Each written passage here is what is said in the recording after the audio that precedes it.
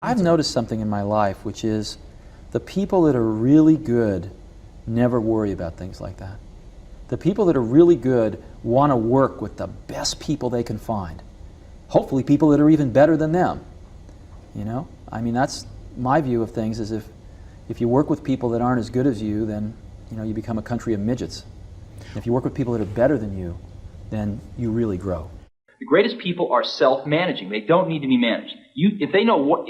Once they know what to do, they'll go figure out how to do it, and they don't need to be managed at all. What they need is a common vision. We wanted people that were insanely great at what they did. When you get a core group of 10 great people, it becomes self-policing as to who they let into that group.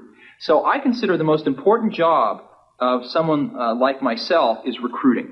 It seems like all the good people I really want to hire, it seems to take me a year to hire them.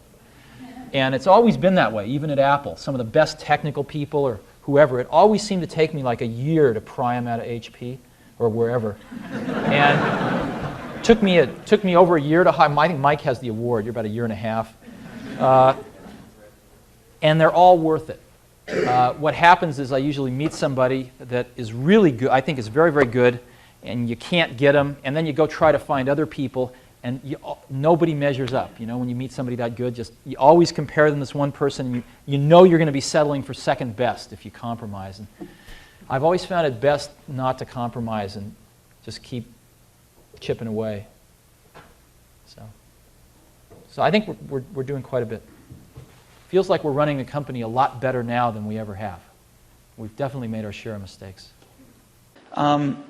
You've got to be a really good talent scout, because no matter how smart you are, you need a team of great people, and you've got to figure out how to size people up fairly quickly, make decisions without knowing people too well, and hire them, and see how you do, and refine your intuition, and be able to help build an organization that can eventually just build itself, because you need great people around you.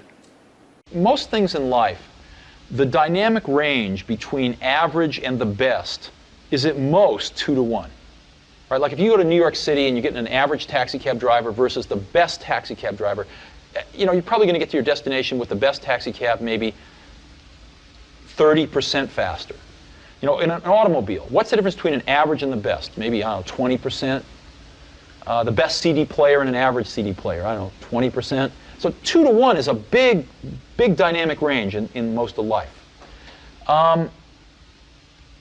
In software, and it used to be the case in hardware too, the difference between average and the best is 50 to 1, maybe 100 to 1. Easy. Okay? Yeah. Very few things in life are like this, but what I was lucky enough to spend my life in is like this. And so I've built a lot of my success off finding these truly gifted people and not settling for B and C players, but really going for the A players. And I found something.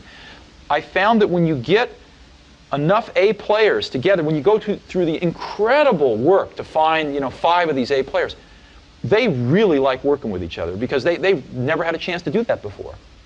And they don't want to work with B and C players, and so it becomes self-policing, and they only want to hire more A players. And so you build up these pockets of A players, and it propagates. And that's what the Mac team was like. They were all A players. And these were extraordinarily talented people. But there are also people who now say that they don't have the energy anymore to work for you. Mm-hmm. Sure.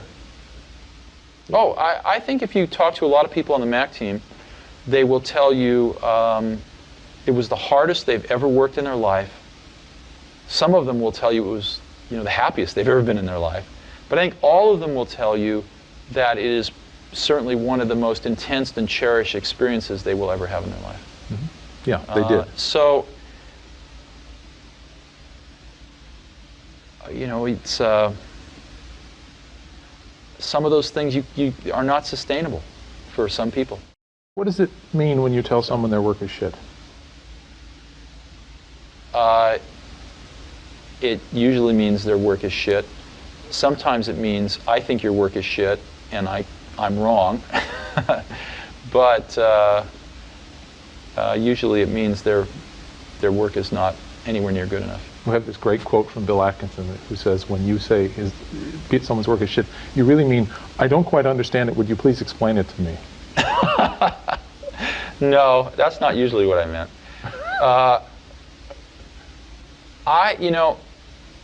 When you get really good people, they know they're really good, and you don't have to baby people's egos so much. And what really matters is the work. And everybody knows that. That's all that matters is the work. So people are being counted on to do specific pieces of the puzzle.